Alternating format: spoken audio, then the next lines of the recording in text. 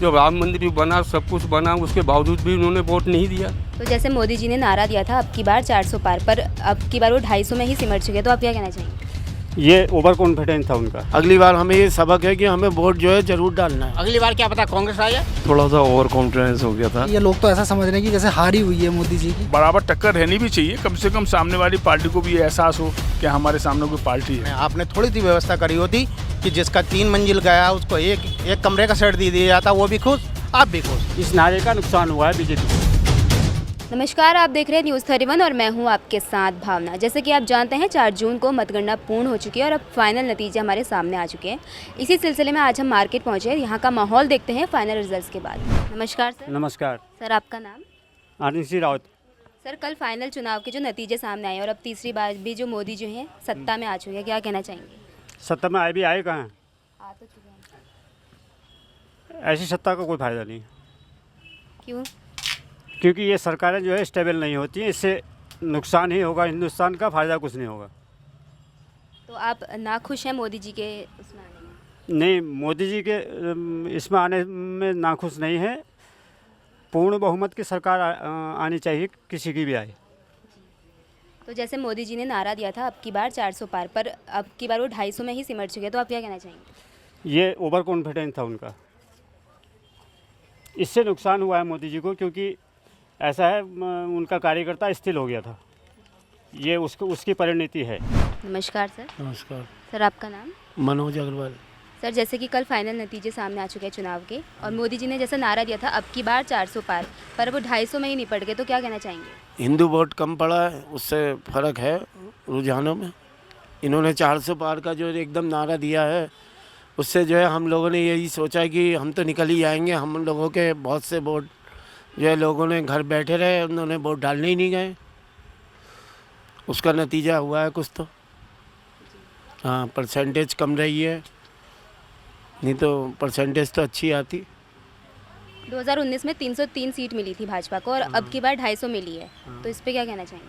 अब इस पे यही है कि हम लोगों को जैसे ज़रूरी काम है, तो एक वोट को भी हमें डालने के लिए अगली बार हमें ये सबक है कि हमें वोट जो है ज़रूर डालना है।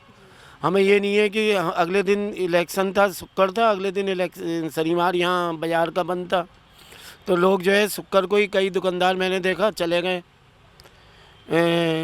तीर्थ यात्रा में, कोई कहीं। उनने इतना ज़रूरत का बात नहीं समझी, वोट डालने को एकदम आवश्यक वो नहीं लिया। सर जैसे उत्तराखंड में जो 5 सीटें वो भाजपा ने जीत ली हैं, तो क्या आपको लगता है कोई विकास होगा उत्तराखंड में? क्योंकि एक भी सीट है जो कांग्रेस नहीं जीत पाई है। नहीं, जीत हाथ तो लगा हुआ है जी, और विकास तो हो ही रहा है। ऐसा कुछ नहीं कि विकास नहीं हो रहा है। विकास सब लोग खुश है, कोई दिक्कत नहीं किसी प्रकार की। जैसे मोदी जी ने नारा दिया था, भाजपा ने नारा दिया था अब की बार 400 पार, पर अब की बार जो है 400 क्या 250 पार भी नहीं कर पाई है भाजपा, तो क्या कहना चाहेंगे आप? नहीं, थोड़ा सा ओवर कॉन्फिडेंस हो गया था, इस वजह से थोड़ा सा हो गया। लेकिन अब भूल सुधार करने का मौका मिल गया, ये समझ लीजिएगा आप। थोड़ा सा जो कोई चूक रह गई हो वो पूरी हो जाएगी, और क्या हो सकता है। और कांग्रेस इस बार बढ़कर आती दिखाई दी है। जैसे 2019 में 52 सीट्स उन्होंने ली थी और इस बार 99 सीट्स लिए उन्होंने, तो क्या लगता है कड़ी टक्कर दी उन्होंने भाजपा को इस बार?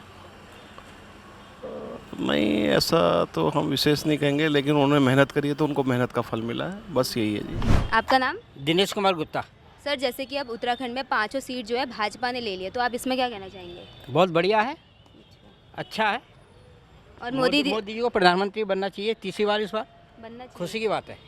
मोदी जी ने भाजपा ने नारा दिया था अब की बार 400 पार, 250 में निपट चुके हैं, क्या कहना चाहेंगे? कुछ नहीं, ये तो होता रहता है, ये तो पॉलिटिक्स है। सीट कोई किसी को देता, कभी कोई किसी को देता, कम ज़्यादा तो होती रहती है। पर इस बार कांग्रेस भी उभर के आई है, पहले से उन्होंने काफ़ी सीट्स लिए, उस पर क्या कहना चाहेंगे? उस पर क्या कहें, बस जो मेहनत करेगा अगली बार क्या पता कांग्रेस आ जाए। जैसे कि कल चुनाव का नतीजा सामने आ चुका है और भाजपा ने नारा दिया था अब की बार 400 पार, पर वो 250 पे निपट चुके हैं, तो उसमें क्या कहना चाहेंगे? चलो, अब अपने यहाँ से तो अच्छी सीट आई है, उत्तराखंड से तो 5 सीट आई है, और से तो बहुमत मिलना था बीजेपी को, वो मिल ही गया है। यूपी में जो है निर्माण कार्य हुआ था अयोध्या का, जो राम मंदिर में बना था, पर इस बार अयोध्या से उन्हें कोई भी भाजपा को वोट्स नहीं मिले, उसमें क्या कहना चाहेंगे? तो वो तो अपने यूपी वालों की कुछ दुर्भाग्य है, जब राम मंदिर भी बना, सब कुछ बना, उसके बावजूद भी उन्होंने वोट नहीं दिया। जहाँ पे प्रभु राम आए हैं वहाँ के लोगों ने धोखा दिया। ऐसा तो उनका फ्यूचर बताएगा उनको। आगे क्या होगा। और पहले से अब की बार जो कांग्रेस है वो उभर के आई है। पहले 52 सीटें थी 2019 में, अब 99 सीट उन्होंने हासिल की। तो क्या लगता है कड़ी टक्कर दी उन्होंने भाजपा को? भाजपा को कड़ी टक्कर क्या दिया, मतलब उन्होंने थोड़ा सा वो दोगलापनी नीति अपनाई, जो कि बीजेपी ने अपना इतना अच्छा काम किया था, कर रहे थे, जो बिल्कुल आज की ज़माने में इतना मतलब आदमी निर्भर होकर कहीं चले आता था, कोई गुंडागिर्दी नहीं थी, कोई कुछ नहीं था। आज लोगों की अपने अपने विचार है। अब तीसरी बार जो है मोदी जी की लहर दिखाई दे रही, तो क्या कहना चाहेंगे? अब कुछ और सुधार करना पड़ेगा, जो गलती हुई है इनसे बीजेपी से हैं वो आगे देखेंगे। नमस्कार सर। नमस्कार, आपका नाम? मेरा नाम अमित है। सर कल फाइनल नतीजे सामने आए वोट के, और अब की जैसे कि मोदी जी ने नारा दिया था अब की बार 400 पार, 400 पार तो नहीं हो पाए, 250 पे ही निपट गए, क्या कहना चाहेंगे? तो निराशा, ये लोग तो ऐसा समझ रहे हैं कि जैसे हारी हुई है मोदी जी की।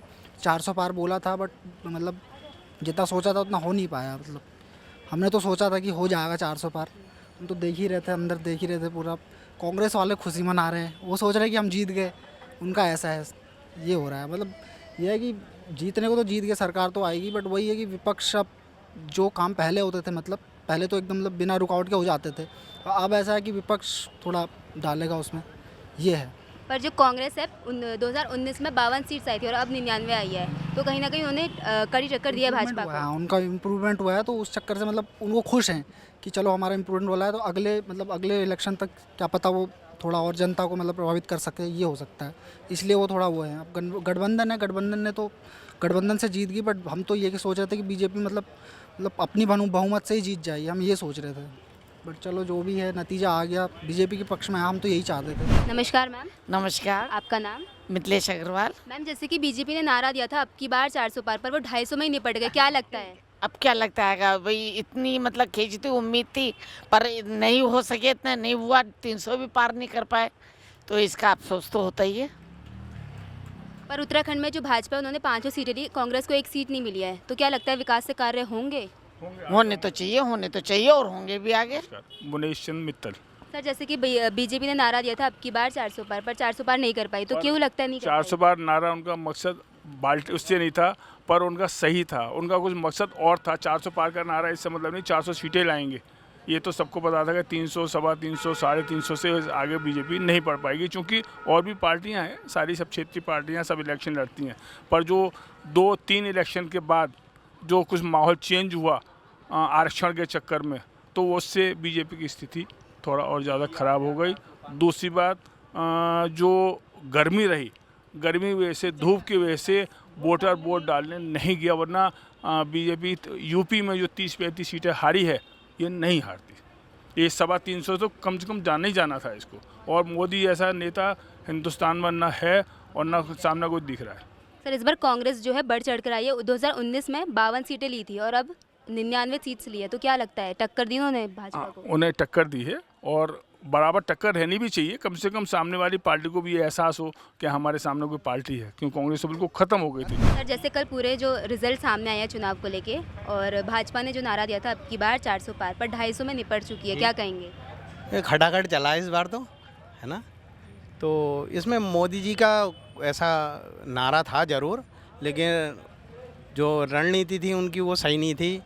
यूपी जो हारे हैं, वो यूपी आने का कारण अमित शाह जी बताया जा रहा है पूरे शहर के अंदर, कि अमित शाह की जो रणनीति थी वो आपस में लेकर के जो अंदर खाने चल रहा था इनके, उस विषय को लेकर के जो है ये सीटें घटी हैं, कारण सबसे मुद्दा यही रहा।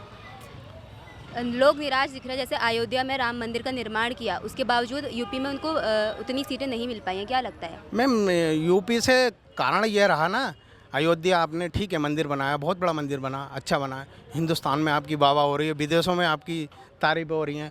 सबसे बड़ा मुद्दा ये वहाँ का जो बेरोजगारी, लोग जो मकान दुकानें गई हैं, जो बेघर हो गए लोग, वो बहुत परेशान है। आपने थोड़ी सी व्यवस्था करी होती कि जिसका 3 मंजिल गया उसको एक कमरे का सेट दे दिया जाता, वो भी खुश, आप भी खुश, ये बड़ा मुद्दा था। और उत्तराखंड में जो 5 सीटें हैं वो भाजपा को मिली है, क्या लगता है विकास कार्य होंगे अब? विकास कार्य तो पहले नहीं हुए, डबल इंजन की सरकार में, अब तो अकेली सरकार है, राम ही भले करेंगे जैसा होगा। क्या लगता है जो 5 सीट भाजपा के कार्यकर्ताओं को मिली है वो उनके मेहनत से मिली है या मोदी नाम से मिली है? मोदी नाम से, हाँ मोदी नाम से मिली है। बाकी बीजेपी में कोई ऐसा खास नहीं है इस समय। जैसे कई जगह लड़खड़ाई है, यूपी खास तौर से, यूपी बहुत बड़ा, 80 सीटों में से 30 सीट कुछ नहीं। सर कल चुनाव के नतीजे सामने आए हैं और भाजपा का नारा था अब की बार 400 पार पर 250 में निपट चुकी है, क्या कहना चाहते हैं? हम तो इस उम्मीद तो हमारी यही थी कि भाजपा 400 होनी चाहिए, हो नहीं पाए किसी कारणवश। क्या पता क्या क्या कह सकते हैं इसमें, कुछ नहीं कह सकते हम तो। कल फाइनल नतीजे सामने आए हैं चुनाव को लेके और भाजपा जो है कई शहरों में पीछे दिख रही है। जैसे यूपी में भाजपा ने सीट्स नहीं ले पाई, जबकि राम मंदिर का कार्य निर्माण हुआ था, उसके बावजूद भाजपा को सीट्स नहीं मिली है। क्या लगता है क्या कारण है? देखिए पहले तो हमारे उत्तराखंड का है, हमारे उत्तराखंड में 5 सीटें आई हैं और हमें दूसरे क्षेत्र के बारे में अगर बात करनी है तो यूपी का मतलब कुछ ऐसा रहा, जो अग्निवीर परीक्षा थी तो कुछ लड़कों ने वोटिंग कम करी है, कुछ कारण तो यही रहा विशेष यूपी का हमारे उसमें। और हमारे उत्तराखंड में 5 सीटें आई हैं, दिल्ली में भी 7 सीटें आई हैं और जो बहुमत की बात थी 272 थे, उसके अभी 240 सीट बीजेपी अपने उस पर लाई है। एनडीए को मिला के फिर भी प्रधानमंत्री ही मोदी बने। और जो उत्तराखंड है उनमें से 5 सीटें भाजपा को मिली है, कांग्रेस एक भी सीट नहीं ले पाई है उत्तराखंड में। क्या लगता है क्या कारण रहा है? जो काम करेगा उसी को वोट मिलेगा, बीजेपी ने काम किया उसे वोट मिला। तो क्या लगता है जो अब 5 सीटें उन्होंने ली है तो काम होगा आगे? मैम ये है सरकार आई है बीजेपी द्वारा, अब देखो क्या काम होता है, कैसा काम होता है। उम्मीद तो है बीजेपी से ये काम होगा। तो जैसे कि आपने देखा क्या माहौल था मार्केट की जनता का इस लोकसभा चुनाव को लेके। ऐसे ही तमाम ग्राउंड रिपोर्ट्स के लिए बने रहे हमारे साथ। कैमरा पर्सन जीतू के साथ मैं भावना, धन्यवाद।